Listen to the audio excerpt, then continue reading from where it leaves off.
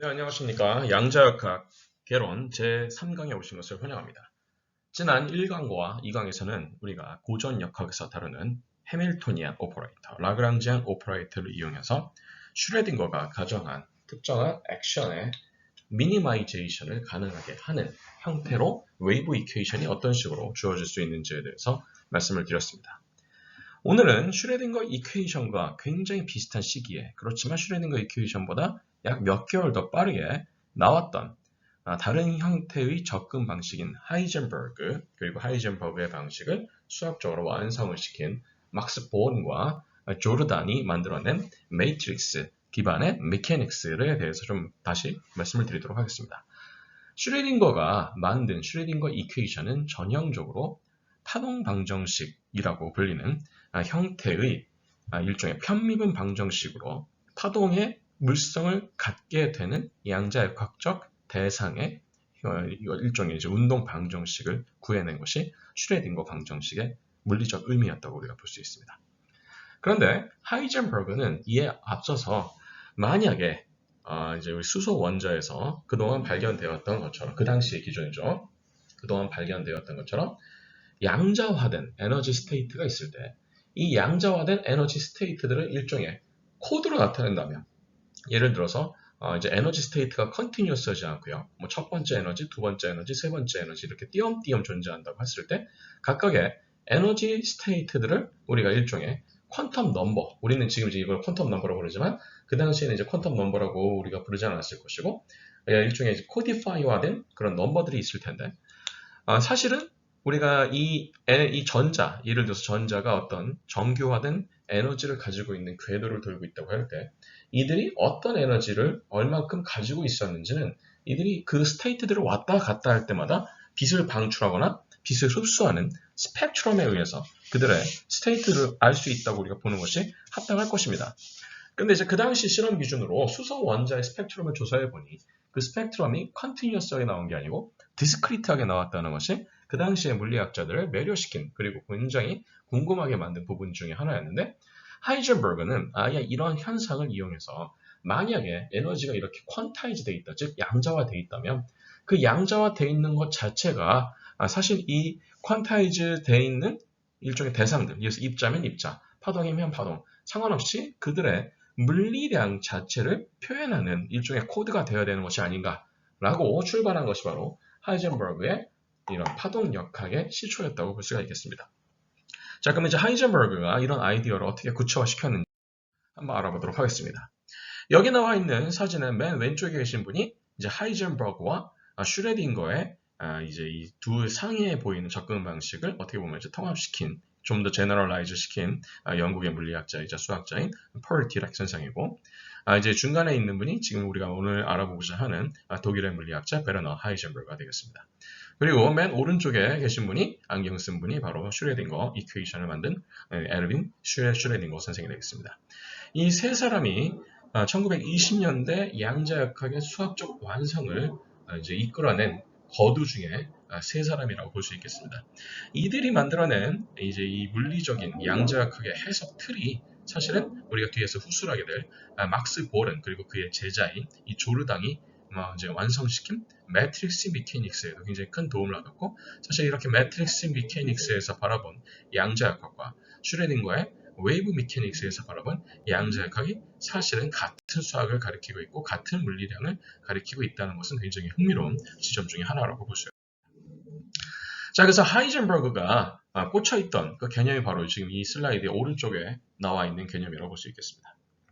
지금 말씀드린 것처럼 전자가 예를 들어서 원운동을 하고 있는 어떤 궤도를 생각해 보겠습니다. 이 원운동을 할 때마다 주기는 일정합니다. 그 주기를 예를 들어서 t라고 하겠습니다. 라지 t라고 한다면 어떤 시간마다 이 주기를 여기를 한 바퀴씩 도는데, 한 바퀴씩 도니까 일종의 우리가 뭐를 얘기할 수 있냐면 앵귤러 프리퀀시를 얘기할 수 있습니다. 왜냐하면 스프링이 아니고 이건 원운동을 하니까요.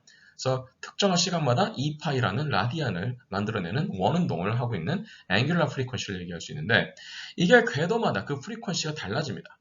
예를 들어서 더 멀리 있는 쪽에는 뭐 예를 들어서 더 빠르게 얘네들을 만들 수 있다든지, 가까이 있는 쪽에는 더 느리게 만들 수 있다든지.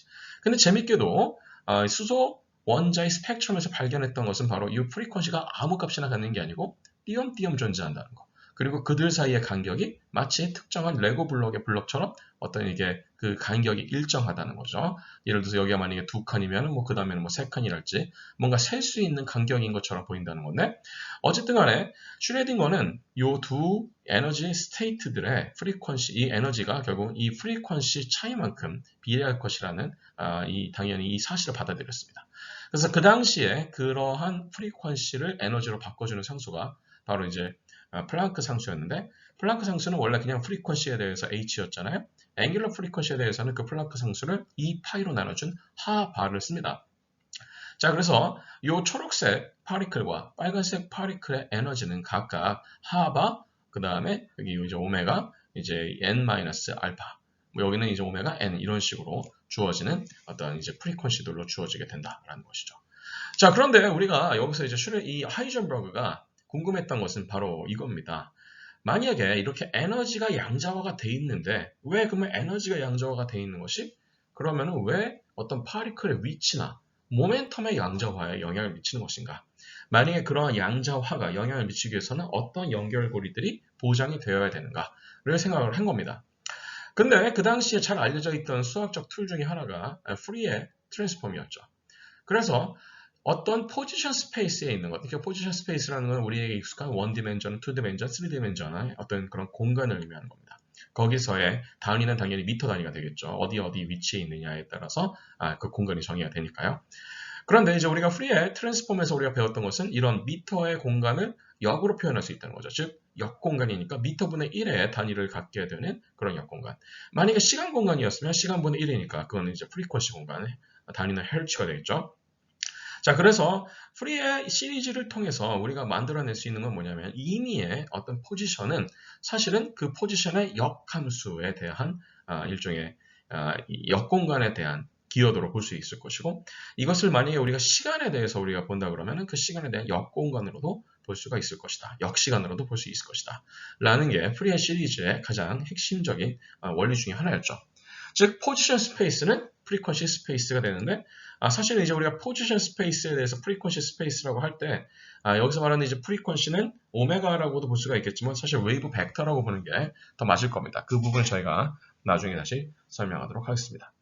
그래서 다시 한번 요약을 하자면 이겁니다. 하이젠버그가 꽂혀있던 것은 이 프리퀀시가 퀀타이즈 되어 있고 퀀타이즈 되어 있는 프리퀀시에 의해서 에너지도 퀀타이즈가 되어 있는데 그렇다면 에너지가 퀀타이즈 되어 있는 것이 포지션의 퀀타이즈에 어떻게 연결되는지를 알기 위해서 프리의 트랜스폼을 쓴 것처럼 프리의 시리즈를 쓴 것처럼 이렇게 마치 시간에 대한 역시간, 프리퀀시를 가지고서 포지션을 표현할 수 있을 것이다 라고 본 것이 이제 이 하이젠버그의 접근 방식이었다고 보시면 되겠습니다. 물론 이제 여기로 갈 때는 절대값은 같은데 방향은 다르기 때문에 이렇게 이 마이너스 기호가 어떤 것을 의미하는지 아시겠죠? 방향이 다르다 이런 뜻이고요. 나중에 이 값 자체, 이 포지션의 이 함수를 디파인하기 위한 일종의 이제 코에피션트인데 프리의 코에피션트라고 볼 수 있죠. 프리의 코에피션트는 리얼, 왜냐하면 포지션은 리얼이 되니까.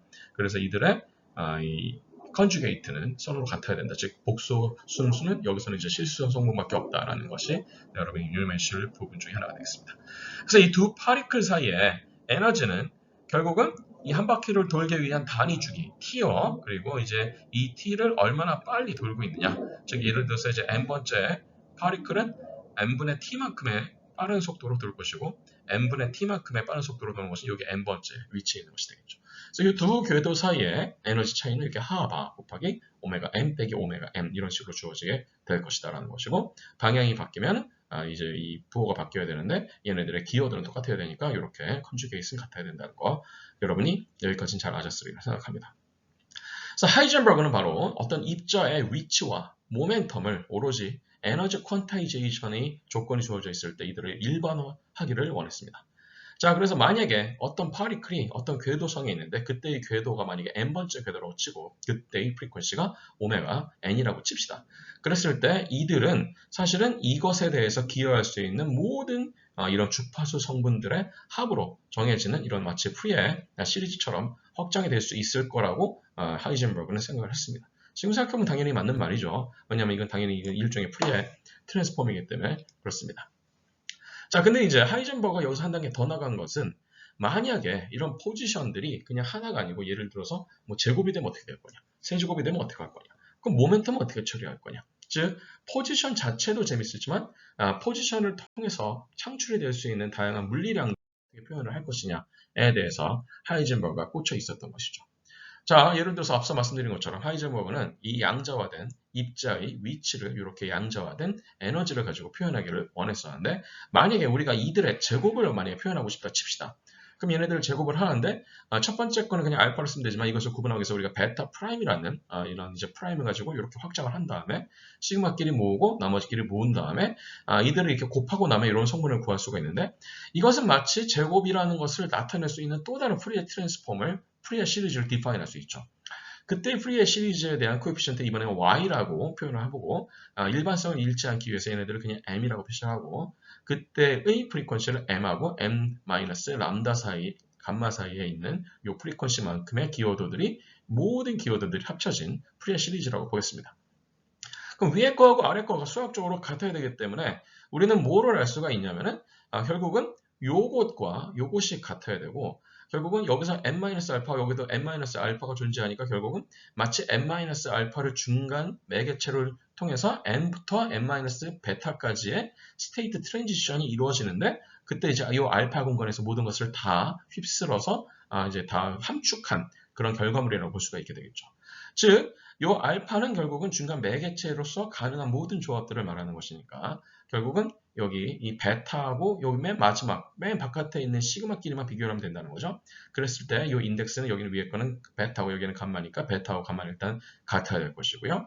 그 다음에 여기 어떤 모종의 이 코에피션트와 여기 있는 코에피션트도 결국 매칭이 돼야 되니까 m하고 n도 같아야 된다라는 걸 수 있고, 이 결과를 통해서 우리가 항 대 항 비교를 해보면 결국은 이 제곱, 이 위치의 제곱이라는 것을 프리의 시리즈로 나타냈을 때의 코에피션트 y는 위치 자체를 프리의 시리즈로 나타냈을 때의 코에피션트들의 가능한 모든 조합들의 곱의 합으로 주어진다는 것을 우리가 쉽게 예상할 수 있습니다. 이것은 여러분들이 굳이 양자역학을 모르시더라도 프리의 시리즈에 대해서 공부를 하신 분들이라면 금방 받아들이실 수 있는 내용이 되겠습니다.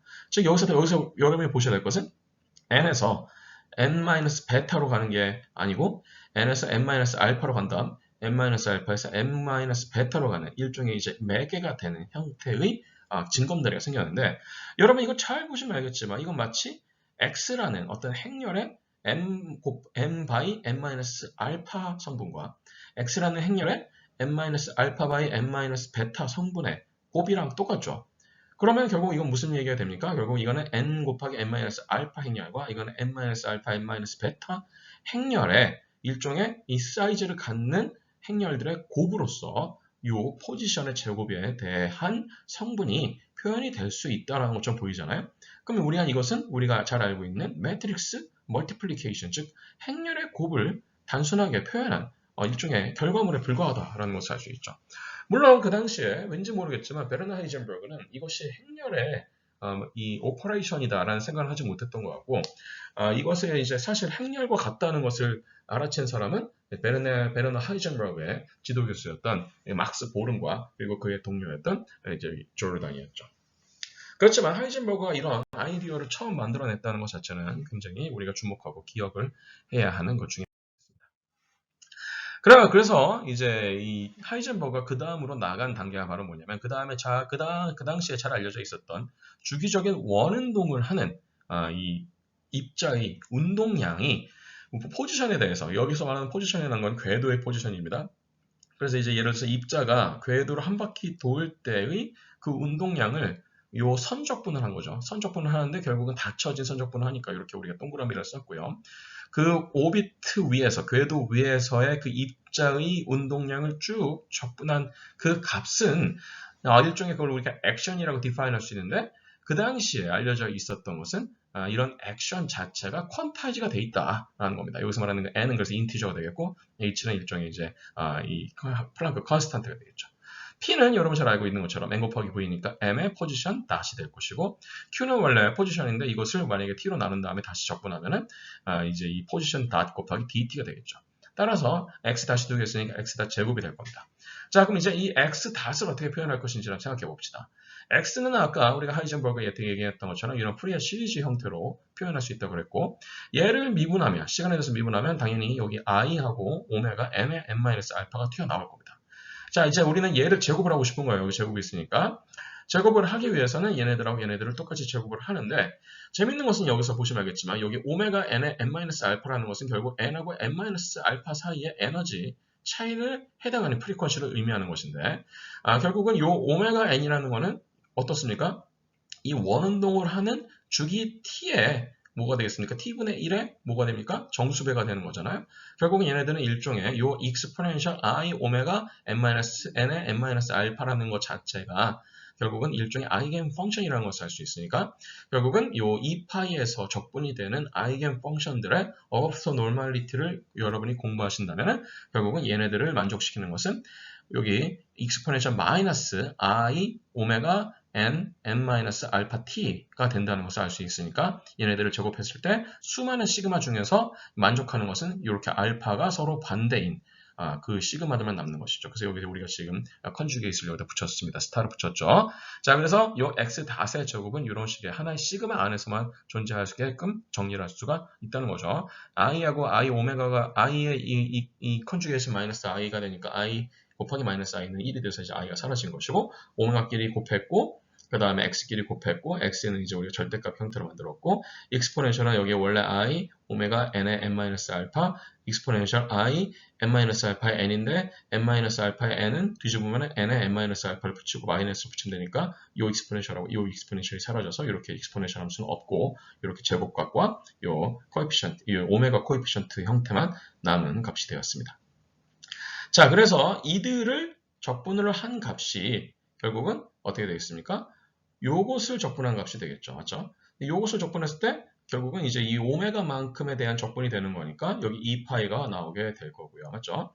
그 다음에 요 t에 대해서 이제 적분하니까 여기 지금 이제 제곱이 들어가는데 지금 제곱이 빠져야 됩니다. 왜냐면 t는 결국 오메가분의 1 형태로 우리가 바꿀 수 있으니까 오메가에 대해서 얘네들을 적분했을 경우에 이제 그거에 대한 주기인 2파이가 나오고 그 다음에 여기 m은 질량이고 여기 이제 오메가가 남고 그 다음에 이제 여기 코에피션트 제곱만 남는 이런 형태가 됐고 이것이 아까 말씀드린 보어 존머 펠트 퀀타이제이션에 의해서 n 하가 된다는 거죠. 자, 이 상태에서 이제 우리가 양변 이제 n이 충분히 크다는 가정하에 양변을 n으로 미분을 하겠습니다. 양변을 이제 n으로 미분을 하면은 이런 식으로 제 정해져 여기 제곱이 빠져야 됩니다. 죄송합니다. 이제 n에 대해서 미분을 하면은 이 값을 미분을 할 수 있게 되는데 얘네들은 사실 컨티뉴어스한 함수가 아니죠. n 자체가 컨티뉴어스하지 않으니까요. 그러니까 이제 얘네들을 마치 수치 해석에서 이제 1개 미분을 이런 식으로 그레디언트 형태를 이런 식으로 어프록시메이션 하는 것처럼 이들도 알파만큼의 차이를 가지고 이렇게 차이가 난다는 것을 이용을 합니다. 그리고 나서 이들을 가지고서 이제 우리가 이 마이너스 무한대부터 무한대까지는 사실은 알파를 위로 보느냐 아래로 보느냐 방향만 차이 나는 것이기 때문에 그냥 0부터 무한대까지로 보고 2배를 해도 똑같습니다. 시메트리가 되는 거죠. 죄송합니다. 자, 이런 식으로 그래서 4파이 m 그 다음에 시그마 이런 식으로까지 만들어낼 수 있는 이런 식의 퀀타이제이션이 만들어져야 되는 만약에 퀀타이제이션이 되려면은 얘네들을 만약에 이렇게 프리에 시리즈로 만들었을 때 그들의 이 코에피션트와 프리퀀시들은 아무렇게나 관련이 있는 게 아니고 이러한 컨디션을 만들어야 된다는 것이 하이젠버그가 찾아낸 컨디션이었습니다. 그래서 이게 결국은 만약에 이 포지션이 됐건 모멘텀이 됐건 에너지 퀀타이제이션을 통해서 이들을 일종의 이제 오퍼레이터로 만들려고 할 경우 이들이 오퍼레이터가 되기 위해서 매트릭스 형태 오퍼레이터가 되기 위해서 반드시 만족해야 하는 컨디션이라고 볼 수가 있겠습니다. 자, 그러면 이제 이 보른과 조르단이 이것을 이제 어떤 식으로 접근했는지 한번 우리가 알아보도록 하겠습니다. 만약에 포지션이 정말로 일종의 매트릭스다 그러면은 일단은 이 매트릭스가 만족을 해야 되는 몇 가지 조건이 있습니다. 그것은 바로 n에서 m으로 갈 때와 m에서 n으로 갈 때는 방향만 다르고 서로 같은 에너지를 가지고 있는데 이들은 결국은 컨주게이션을 했을 때 이제 이 복수 형태가 나오지면 안 되니까 컨주게이션 서로 간에 짝으로서 같아야 된다는 거. 이게 첫 번째 조건 중에 하나였고요. 따라서 이들의 이제 코에피션트인 x n 플러스 알파 n의 이 절대값의 제곱은 그냥 이들의 자체적인 값과 자신의 컨주게이트를 곱한 값이 된다. 라는 것이 이제 첫 번째 우리가 이해할 수 있는 정리가 되겠고요. 여기에다가 이제 이들이 가지고 있는 그 궤도의 프리퀀시인 오메가 n 플러스 알파 n을 곱하고 나면은 이들을 원래 이렇게 분리할 수 있다고 그랬고 요 절대값을 하기 전에 이들은 원래 여기에 이것의 컨주게이트를 여기다 먼저 곱하고 나서 아니면은 이것의 이 원래 값을 여기다 곱하고 나서 컨주게이트를 뒤로 붙이는 형태의 이런 오퍼레이션으로 분리를 할 수 있고요. 요거의 오퍼레이션은 얘하고 얘를 자리만 바꾸면 된다고 했으니까 n 플러스 알파라 n으로 자리를 바꿨습니다. 자, 이제 그 다음으로 우리가 지금 포지션 매트릭스를 정의했으니까 그 다음으로 이제 이것의 수학적 짝을 이룰 수 있는 모멘텀 매트릭스도 디파인을 해야 될 겁니다. 근데 모멘텀 매트릭스는 별게 아니죠. n 곱하기 속도잖아요. 근데 속도는 포지션을 시간에 대해서 미분한 거잖아요. 근데 이제 우리가 포지션을 이런 식으로 표현할 수 있다고 배웠으니까 얘네들을 t로 미분하면은 i 오메가 n 플러스 알파 n이 밖으로 나가고 m이 곱해지는 이런 형태가 되겠죠. 그리고 이제 n에서 n 마이너스 알파도 마찬가지입니다. 그래서 n을 중심으로 플러스 알파, 마이너스 알파를 다 해본 거죠. 자, 그래서 이제 포지션 매트릭스와 모멘텀 매트릭스가 이런 식으로 이제 표현이 돼야 되는 조건을 찾았으니까 이제 요 코에피시언트의 절대값의 제곱 중에서 플러스 알파에 해당하는 부분은 이런 식으로 표현이 될 것이고요. 마이너스 알파에 해당하는 부분은 이런 식으로 표현이 될 것이라는 것을 알 수가 있습니다. 자, 이러한 형태의 이제 포지션과 그다음에 모멘텀 매트릭스 형태로 표현된 이 공식들을 여러분 잘 기억을 해주시기 바랍니다. 자, 그래서 이것이 지금 플러스 알파에 해당하는 것, 이것이 마이너스 알파에 해당하는 것이었고, 이것을 이용해서 우리가 여기서 이 부분 대신에 이걸 집어넣고, 이 부분 대신에 이걸 죄송합니다. 이 부분 대신에 이걸 집어넣고 이제 정리를 해보시면은 결국은 요 im은 밖으로 나가고 m하고 m 없어지고 i는 밖으로 나가서 a 하반은 요 xp와 px 중에서 x하고 px가 알파부터 마이너스 알파부터 마이너스 무한대부터 플러스 무한대까지 쭉 가능한 모든 조합들이 나오게 되는데 보시면 알겠지만 이들은 결국은 여기 n 플러스 알파, n 플러스 알파, 그 다음에 n by n, n 마이너스 알파, n 마이너스 n by n이잖아요. 결국 이거는 x 행렬과 p 행렬의 곱, p 행렬과 x 행렬의 곱의 대각 성분만 뽑아낸 거랑 똑같은데 만약에 x 행렬과 p 행렬, 그러니까 p 행렬과 x 행렬의 곱의 차이가 그냥 원래부터 대각 행렬이었다면 이 다이아고널을 띄워도 그냥 xp 빼기 px라고 주어진 어떤 이 행렬의 오퍼레이터의 결과물이 i 곱하기 하바라는 것을 우리가 이끌어낼 수 있을 겁니다. 그래서 이제 하이젠버그는 여기까지는 뒤돌아지 못했지만 이제 보른과 조르단은 이것이 행렬이라는 사실을 눈치채고 이런 식으로까지 유도를 할 수 있었던 것이고 이것을 통해서 보른하고 조르단은 이 모멘텀 오퍼레이터 Q와 포지션 오퍼레이터 Q와 모멘텀 오퍼레이터 P 사이에는 바로 이러한 커뮤테이션, 이게 커뮤테이션 오퍼레이터인데요. 커뮤테이터 오퍼레이션에서는 이러한 형태의 차이가 나올 것이다 라는 것을 이제 인식을 하게 됩니다. 그래서 이제 이 조르단과 본이 만든 이 개념 체계에서는 매트릭스를 이제 캘큘러스 하는 것도 중요한데요. 매트릭스에 대해서 캘큘러스 하는 것도 굉장히 많이 나오게 됩니다. 그래서 이제 그런 것들을 여러분께 일단은 먼저 마음의 준비를 하게끔 해드리기 위해서 이제 여러분이 알고 계시는 그런 캘큘러스, 스칼라 캘큘러스를 이렇게 매트릭스 캘큘러스로 확장시키는 몇몇 공식들을 먼저 알아보고 넘어가도록 하겠습니다. 여러분이 많이 보시게 되는 것은 결국 제곱, 뭐 이제 4승 아니면 뭐 이제 이런 2분의 1승 이런 것들을 많이 보시게 될 텐데 그런 것들에 대한 캘큘러스는 어떤 식으로 우리가 쓸 수 있는지를 여기서 지금 보고 있습니다. 그래서 y는 뭐 예를 들어서 x의 n승이라고 할 때 우리가 이거는 이제 익히 알고 있는 n 곱하기 x의 n-1승 이렇게 주어지는데 재밌는 건 서로 다른 행렬이 주어지는 경우 예를 들어서 y는 x1 행렬의 n승, x2 행렬의 m승이라고 했을 때 예를 들어서 이 y를 x1에 대해서 우리가 만약에 미분한다고 했으면 이제 이렇게 차수가 하나씩 낮아지는 것은 물론 이들이 하나씩 한 부분씩 위치를 바꿔가면서 이렇게 일종의 퍼미테이션이 되는 것까지가 여기다 포함이 되어야 됩니다. 이것은 왜냐하면 행렬에서는 이게 연산의 순서를 바꾸면 결과물이 달라지기 때문에 그런 것이죠. 그래서 즉 교환 법칙이 성립하지 않기 때문에 가능한 이 모든 퍼뮤테이션을 다 이제 익스플로러로 한다 이렇게 생각하시면 되겠습니다. 이것을 우리가 일반적으로 표현하면 이제 3번 공식이 되겠습니다. 그래서 예를 들어서 우리가 지금 관심이 있는 것은 이 모멘텀 오퍼레이터, 모멘텀 매트릭스 P와 그 다음에 포지션 오퍼레이터 혹은 포지션 매트릭스인 Q인데 이들이 S승, R승이 되고 있을 때 저희는 이제 이 둘의 다항식 곱하기 형태로 주어진 어떤 피지컬 퀀터티 매트릭스죠. 이 y를 또 다른 특정한 매트릭스 p로 미분했을 경우 q로 미분했을 경우의 결과물을 알고 싶은 건데 여기 나와 있는 이러한 일반적인 퍼뮤테이션 전개식을 이용하면 여러분이 이렇게 일반적인 관계식을 쓸 수가 있다라는 것도 일단 짚고 넘으면 좋을 것 같습니다. 그래서 이제 보른과 조르단은 하이젠버그의 이런 일종의 이제 이 에너지 퀀타이제이션을 통해서 포지션과 모멘텀을 같이 퀀타이제이션하기 위해서는 매트릭스 연산이 필요하다. 그래서 매트릭스 자체가 일종의 오퍼레이터가 될 수 있다는 이 아이디어를 제너럴라이즈를 한 거죠. 그래서 이제 이런 제너럴라이즈를 하기 위해서는 하이젠버그가 썼던 그 노테이션을 그대로 따라갑니다.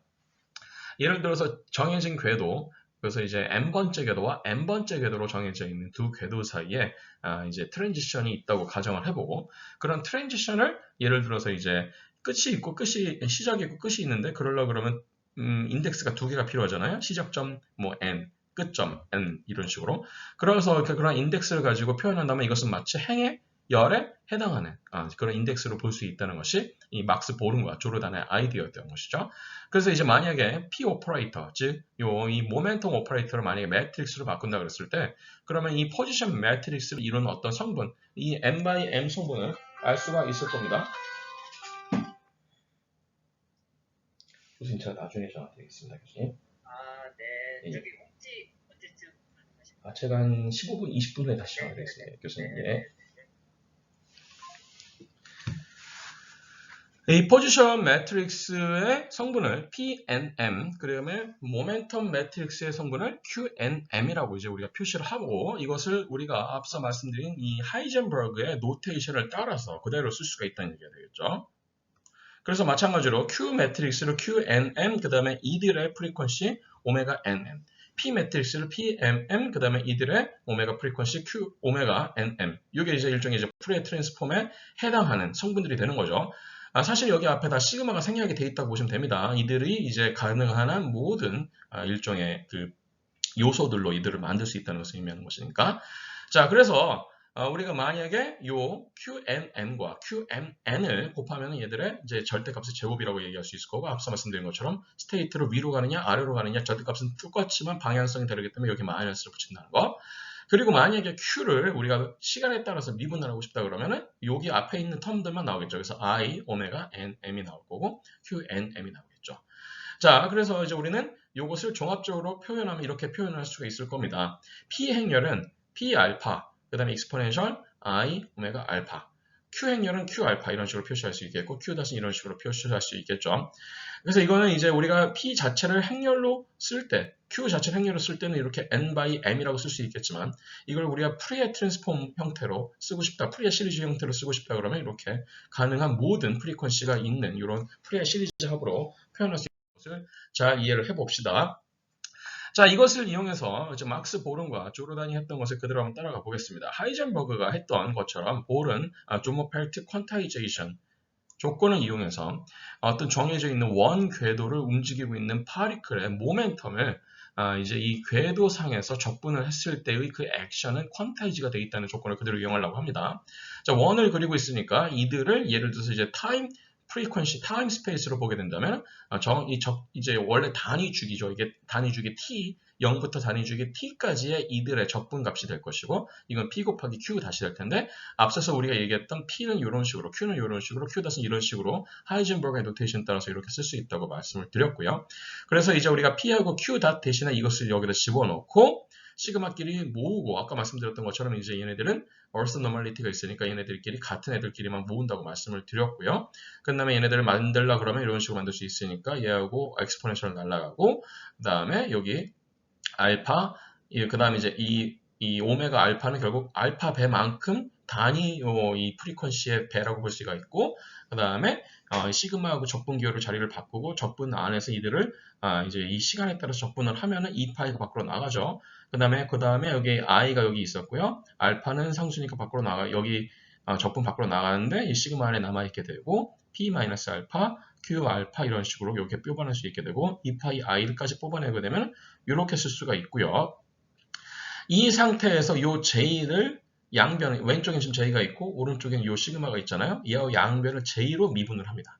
그러면 2파이 i는 가만히 있고 요 안에 있는 알파, q 알파, p 마이너스 알파만 남게 되는데 이들을 알파로 미분했을 때 우리가 앞서서 우리가 하이젠버그가 했던 것처럼 이거는 이제 j 대신에 NH라고 했잖아요. J가 NH라고 했으니까. 근데 H는 상수니까 밖으로 나가고, 이건 N에 대해서 미분하게 되는데, N에 대해서, N은 사실은 이제 이게 이 컨티뉴스가 아니고 디스크리트라고 했으니까, N에 대해서 이들을 미분했을 경우에는 하이젠버그가 썼던 이 numerical approximation의 방법을 그대로 차용을 하게 되면은, 최종적으로 이러한 형태로 전개를 할 수 있게 됩니다. 자, 그래서 여기 N에다가 M 대신에 N 플러스 알파만큼 앞으로 빠져나간 것과, 얘는 마이너스 알파니까 위치를 바꿔야 되겠죠. n 플러스 알파에서 n이 아니고 n에서 n 플러스 알파로 가는 거. 그 다음에 원래 n에서 n 마이너스 알파, n 마이너스 알파에서 n으로 가는 거. 요 관계식까지 뽑아낼 수 있으니까 이건 마치 여기서 행렬 성분으로 표시되는 형태로 나온다는 것을 알 수 있으니까 이것을 행렬의 성분을 익숙한 형태로 바꿔주면은 이런 되겠죠. 이 다음에 여기 있던 텀들은 여기 왼쪽으로 넘기고 나면 하바 나누기 i가 되고 이거는 p, n, k, q, k, n, q, n, k, pkn 이런 식으로 주어지는 행렬의 오퍼레이터 형태로 주어진다는 것을 제너럴라이제이션 될 수 있다는 것을 막스 보름과 조르단이 증명을 한 것이라고 볼 수 있습니다. 자, 이렇게 하고 나면 이제 매트릭스 미케닉스의 기초가 다 완성이 된 겁니다. 그래서 결국은 이 보름과 조르단이 제너럴라이즈한 이 하이젠버그의 이 아이디어를 이거 조금 더 이제 제너럴라이즈하기 위해서 우리가 어떤 피지컬 퀀터티를 한번 보겠습니다. 여기서 그 피지컬 퀀터티는 요 P 오퍼레이터와 Q 오퍼레이터, Q 오퍼레이터와 P 오퍼레이터의 곱을 서로 위치를 바꿔서 차이를 만들어내는 오퍼레이터를 우리가 D 오퍼레이터라고 하겠습니다. 그러면 이제 이 D 오퍼레이터를 시간에 따라서 미분을 하면 이렇게 연쇄 법칙을 통해서 쓸 수가 있게 되고요. 대신에 이제 P 오퍼레이터는 우리가 앞서 봤었던 이 해밀토니안 오퍼레이터를 Q로 미분한 값이거나 아니면 요 Q 닷 오퍼레이터는 뭐였습니까? 결국은 이 해밀토니안 오퍼레이터를 P로 미분한 값이라고 우리 말씀드렸으니까 그것을 이용하면 이렇게 쓸 수 있게 될 것이고요. 요것에 앞서서 어떤 성질이 있냐면은 우리가 만약에 이 D 닷을 D1 오퍼레이터와 D2 오퍼레이터로 디파인 하는데 D1, D2는 각각 이렇게 임의의 매트릭스 G에 대해서 이렇게 마치 서로 커뮤테이션 시키는 미분 연산자들이 활용된 형태로 이렇게 바꿀 수가 있게 되는데 요 D1과 D2를 각각 합치면 0이 된다는 조건을 이용하면은 결국은 요 D도 P하고 Q는 마치 이제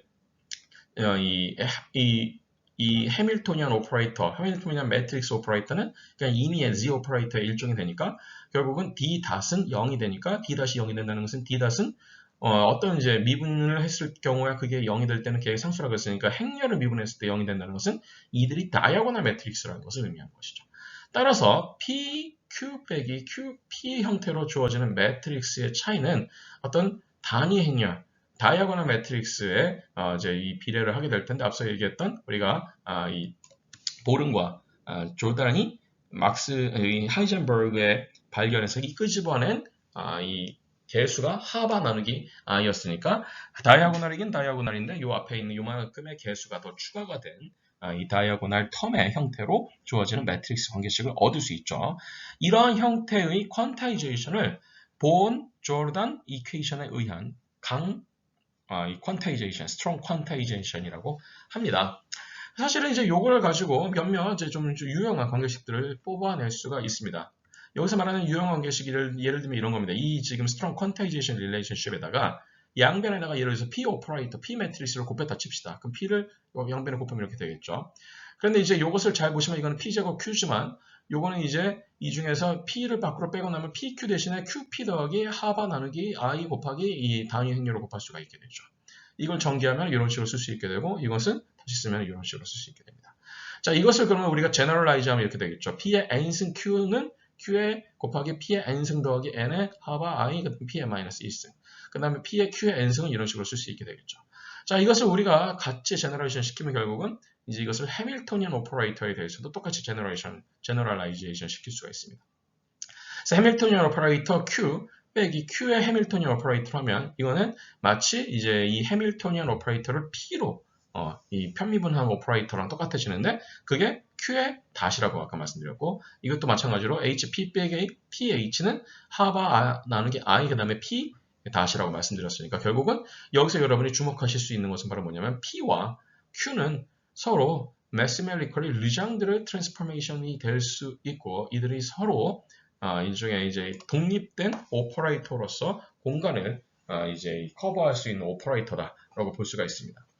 자, 그래서 이들의 다항 형태로, 다항식의 곱으로 형태로 주어지는, 뭐 예를 들어서 P 곱하기 Q 형태로 주어지는 임의의 이런 제너럴한 피지컬 퀀터티를 나타낼 수 있는 오퍼레이터 G에 대해서도 G와 이 해밀토니안의 커뮤테이터, 즉 GH 이 커뮤테이터는 GH 빼기 HG가 되는데 이것은 그냥 일반적으로 I, H 바, 그 다음에 G 이 오퍼레이터를 T에 대해서 편미분한 그런 오퍼레이터로 정의를 할 수가 됩니다.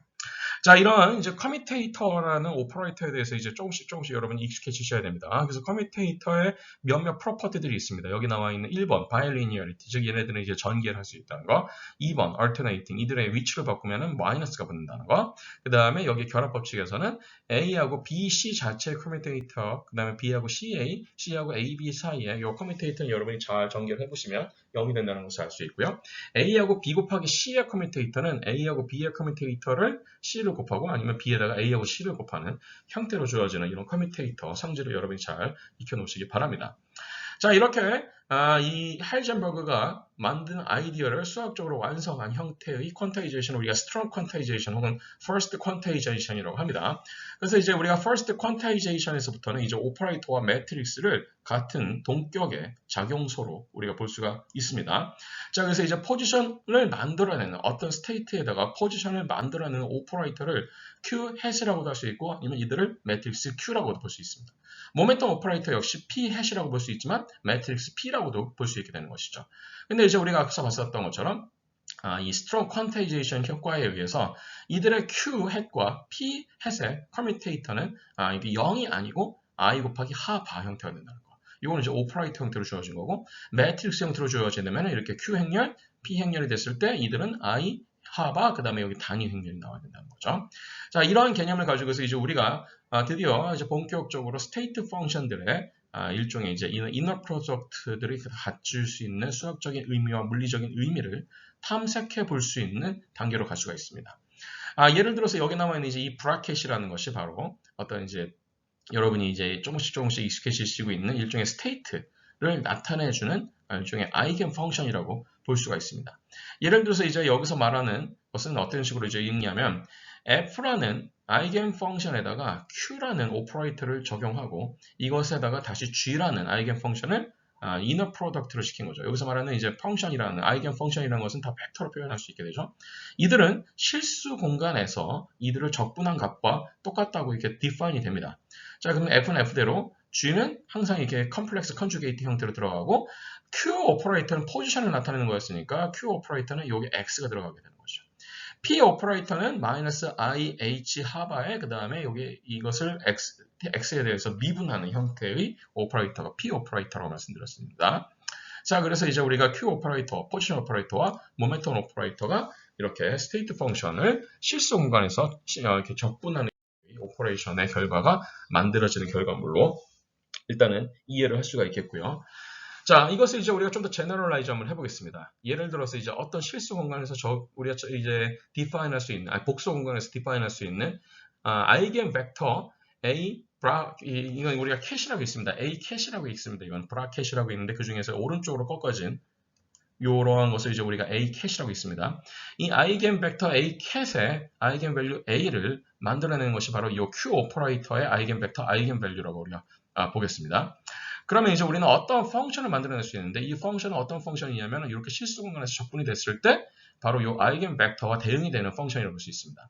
즉 아이겐 벡터 A와 어떤 임의의 함수 F 그 다음에 걔네들에 대한 이 오퍼레이터, 포지션 오퍼레이터 Q를 했을 때 우리가 아까 실수 공간에서 이렇게 정의된다고 했잖아요.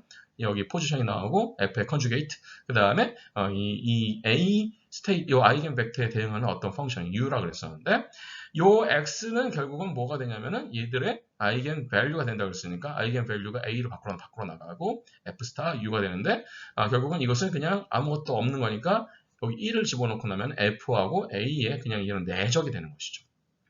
자, 그러면 잘 보시면 알겠지만 얘가 되게끔 만들어내는 얘가 되게끔 만들어내는 것은 결국은 얘네들이 델타 펑션이 되는 수밖에 없다. 즉 포지션 오퍼레이터는 뭐냐면은 여러 가지 이런 이 스테이트 형태, 스테이트 펑션 중에서 요 이 포지션, 특정한 포지션, 이게 뭐 A라는 포지션이 되는 거죠. A라는 포지션을 정확하게 만들어내는 핀포인트 펑션이라고 보면 되겠습니다. 그 핀포인트 펑션이 여기서 말하는 이 델타 펑션이 되는 것이죠. 자, 그래서 이것을 이제 우리가 일반적으로 얘기하면 이렇게 식으로 쓸 수 있게 되겠죠.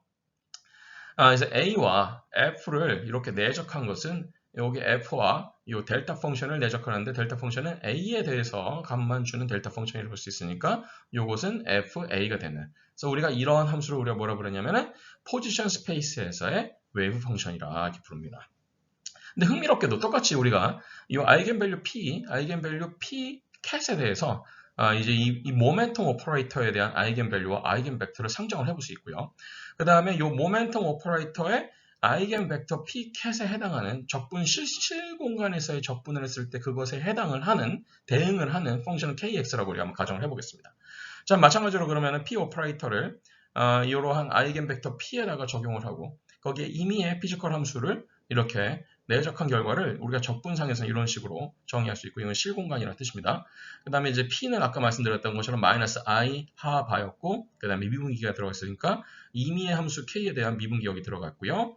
자, 그랬을 때 얘네들의 아이겐밸류가 P라고 했으니까 P 밖으로 나가고요. 그 다음에 이거는 F 스타, 그 다음에 얘는 다시 K가 나가니까 여기서 보시면 알겠지만 얘는 F하고 K에 뭐가 되겠습니까? F하고 P의 일종의 이제 내적이 되겠죠. 자, 이러한 형태의 함수를 만들어낼 수 있는 이 릴레이션십을 만들어낼 수 있는 함수는 여기서 kx는 익스포넨셜 함수라는 것을 알 수 있죠. 왜냐하면 여기하고 여기가 같아야 되니까. 그래서 익스포넨셜 함수를 보시면 ipx 하바라는 것을 알 수가 있게 되는 것이죠.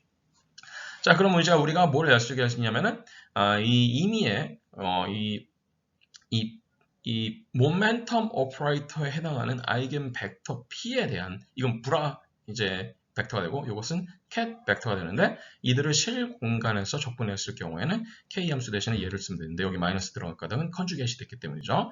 그래서 fx가 되는데 여러분 이거 잘 보시고 나면은 뭐랑 똑같습니까? 요 원래의 포지션 스페이스에서 포지션 스페이스의 역 공간에 해당하는 어떤 이런 짝이 들어가 있죠. 그런데 이것은 우리가 흔히 많이 보던 fx를 역 공간으로 바꿔주는 푸리에 트랜스폼이랑 똑같습니다. 즉 이건 뭐였습니까? 원래 f 함수는 웨이브 펑션이었다 그러면 이것은 역 공간에서의 웨이브 펑션, 즉 웨이브 펑션의 푸리에 트랜스폼이 되는 거니까 이거는 포지션 스페이스에서의 웨이브 펑션이라면 이거는 모멘텀 스페이스에서의 웨이브 펑션이 됩니다. 나중에 배우시겠지만 이 p 나누기 하바를 우리가 뭐라 부르냐면 이제 웨이브 벡터 k라고 부릅니다. 자, 결국은 우리가 여기서 알 수 있는 것은 뭐냐면은 이 결국은 포지션 오퍼레이터와 모멘텀 오퍼레이터는 서로 짝이 된다는 것을 알 수 있는 거죠. 푸리에 트랜스폼 관계가 서로 있다는 것을 알 수 있게 되는 거죠. 즉 하나의 대상을 어떤 것은 모멘텀 스페이스에서 볼 수도 있고 어떤 것은 포지션 스페이스에서 볼 수도 있는데 이들은 짝이 되지만 이들은 서로 커미팅을 하지 않는다는 거. 왜냐하면 앞서 말씀드린 스트롱 퀀타이제이션 관계식 때문에 그렇다라는 것이죠. 자, 이제 이러한 오퍼레이터가 고전역학과 양자역학에서 어떻게 대응이 되는지를 보겠습니다. 고전역학에서 운동에너지는 EM분의 P제곱으로 주어지죠. 맞죠? 이 P는 여기서는 이제 운동량입니다. 그냥 스칼라 없이 되는 거죠. 이거를 내가 만약에 어떠한 이런 운동량을 만들어내는 운동에너지를 만들어내는 오퍼레이터로 우리가 만약에 정의한다 그러면은 이제는 P 대신에 P가 이제 스칼라가 아니고 매트릭스나 아니면 오퍼레이터가 되는 형태의 이런 키네틱 에너지 오퍼레이터로 우리가 디파인할 수 있을 겁니다. 그랬을 때 이제 우리가 임의의 스테이트 벡터에다가 이 키네틱 에너지 오퍼레이터를 하면은 이 스테이트가 가지고 있는 키네틱 에너지가 나오는 거죠. 자, 그랬을 때 우리가 이제 이것에 대한 아주 파동 함수 중에서 가장 간단한 파동 함수인 사인 함수를 가지고 있는 스테이트 벡터를 한번 생각해 보겠습니다. 이 스테이트 벡터에 커레스폰딩 하는 이제 적분 공간에서 커레스폰딩 하는 파동 함수로서 사인 kx를 생각해 보는 거죠. 자, 그럼 우리는 이런 예식을 얘기할 수 있게 되겠죠. 키네틱 에너지가 이 스테이트 펑션에 대해서 적용이 됐을 때 이 스테이트가 어떤 키네틱 에너지를 가지고 있느냐라는 것을 이제 우리는 알고 싶은 건데 그럼 여기다 집어넣어 보는 거죠. 그랬을 때 결국은 이제 이 K라는 것은 P 오퍼레이터가 두 번 적용된 거니까 EM은 밑에 있고요. P 오퍼레이터는 아까 기억나시겠지만 마이너스 I 하바였잖아요. 걔네들이 제곱을 하면 마이너스 그 다음에 여기 하바 제곱이 이렇게 나오고 그 다음에 얘네들의 두 번 미분한 값이 나오니까 두 번 미분하면은 사인, 코사인 다시 사인이 되고 마이너스 나가고 K가 두 번 나가니까 하바 제곱, K 제곱 나누기 EM에 다시 이게 되는 거죠. 즉 무슨 얘기냐면 스테이트 펑션 그대로 나왔죠? 그러니까 어떤 스테이트 펑션에다가 이 키네틱 에너지 오퍼레이터를 차니까 다시 스테이트 펑션이 나왔고 여기 나와 있는 건 뭐가 됐습니까? 그러면 네, 그렇습니다. 아이겐 밸류가 되는 거죠.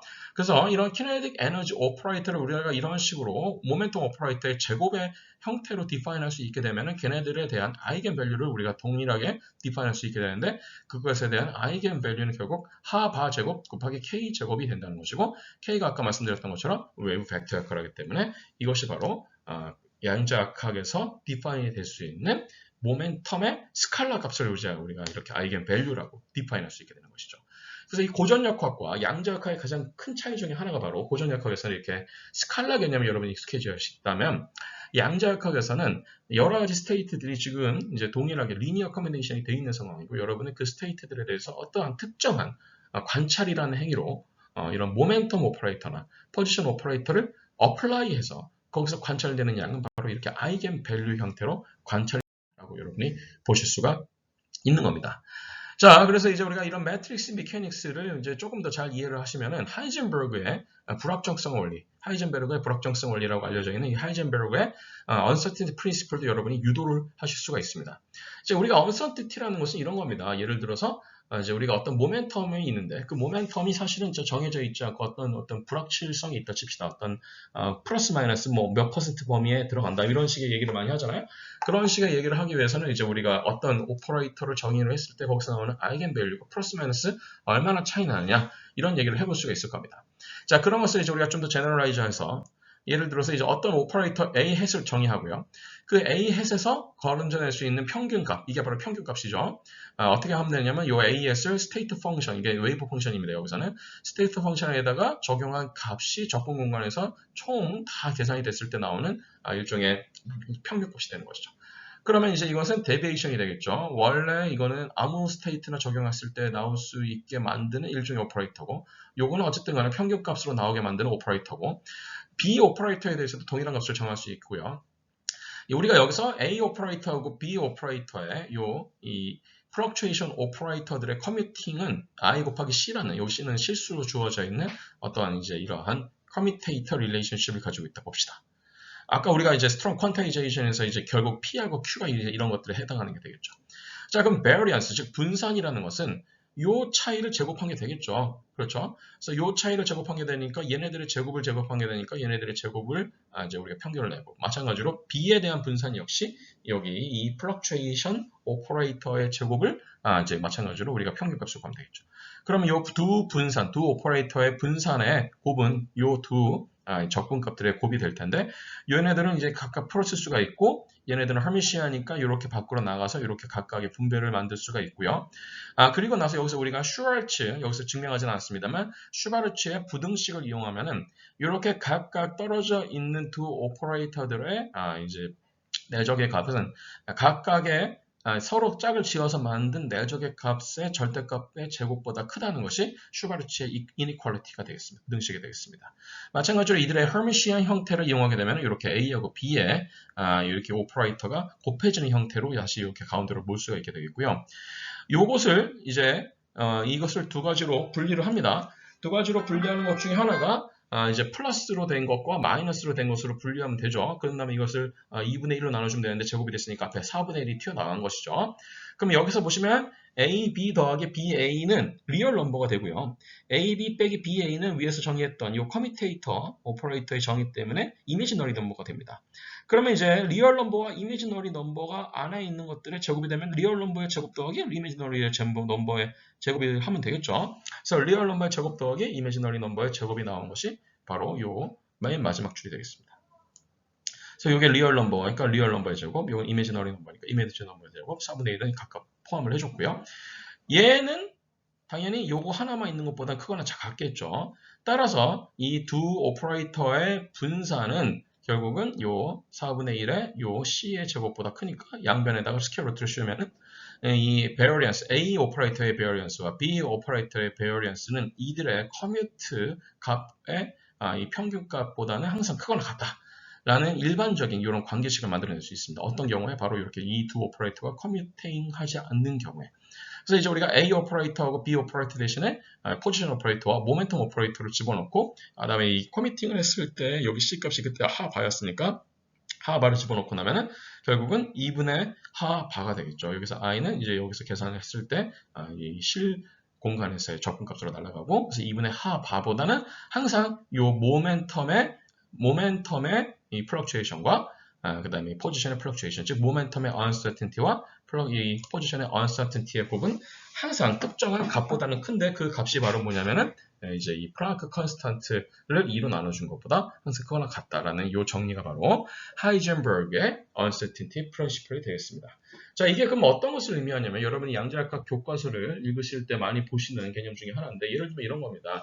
우리가 이제 어떤 굉장히 작은 물리적 크기를 가지고 있는 것을 측정한다 칩시다. 예를 들면 반도체 패턴 안에 예를 들어서 이제 핀팩 구조물에서 게이트 옥사이드가 뭐 한 7나노, 8나노 정도 되는 굉장히 작은 아주 나노 구조물이 있다 칩시다. 그 나노 구조물 안에 있는 우리는 어떤 전자의 위치를 측정하고 싶어요.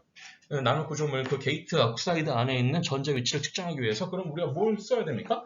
전자현미경을 써야 되잖아요. 그 전자현미경을 쓰면은 전자현미경은 그 나노 구조물보다 훨씬 더 에너지가 높기 때문에 파장이 훨씬 작으니까 훨씬 더 작은 레졸루션에서, 즉 훨씬 더 작은 스케일에서 이걸 볼 수가 있게 되는데, 작은 스케일이 되면은 결국은 우리가 이 포지션을 굉장히 특정을 지었다는 뜻이잖아요. 포지션을 특정을 짓는 순간부터 이게 굉장히 작은 이 랭스 스케일로 가기 위해서는 굉장히 짧은 파장을 갖고 있어야 되고, 짧은 파장을 갖고 있다는 것은 굉장히 높은 프리퀀시를 갖고 있다는 거고, 높은 프리퀀시를 갖고 있는 것은 이들이 굉장히 높은 에너지를 갖고 있다는 거고, 결국은 이들은 웨이브랭스의 역수인 웨이브 벡터가 굉장히 크다는 거고, 웨이브 벡터가 굉장히 크다는 것은 하바 곱하기 k가 모멘텀이었으니까 결국은 모멘텀이 굉장히 크다는 거니까, 포지션의 플럭추에이션을 줄이기 위해서는 모멘텀의 플럭추에이션이 굉장히 커질 수밖에 없는 상황이다라는 겁니다. 결국은 뭐를 하나를 굉장히 얻기 위해서는, 정밀하게 얻기 위해서는 나머지 하나는 굉장히 비정밀하게, 비정교하게 이렇게 바뀔 수밖에 없는 이런 상황이 바로 하이젠버그의 uncertainty principle이다 라고 여러분이 이해하시면 좋을 것 같습니다. 네, 이제 여기까지가 저희 이제 양자역학 개론의 제 3강이 되겠고요. 제 4강에서는 이제 이 하이젠버그의, 그리고 이제 막스 보론과 조르단이 만든 매트릭스 미케닉스와 슈레딩거가 만든 이 웨이브 미케닉스가 왜 같은 결론을 만들어내는지, 그들이 어떻게 통합이 되는지를 말씀을 드릴 거고, 본격적으로 이제 이들의 미케닉스 관점에서 이들을 이제 우리가 어떻게 사용할 수 있을 것인가에 대해서 몇몇 사례들을 한번 알아보도록 하겠습니다.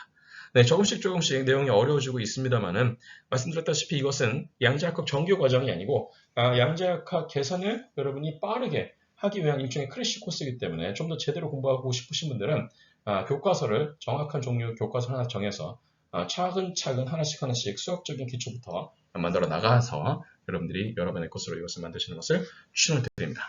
네, 지금까지 경청해주셔서 대단히 감사드리고, 저희는 제 4강에서 다시 뵙도록 하겠습니다. 감사합니다.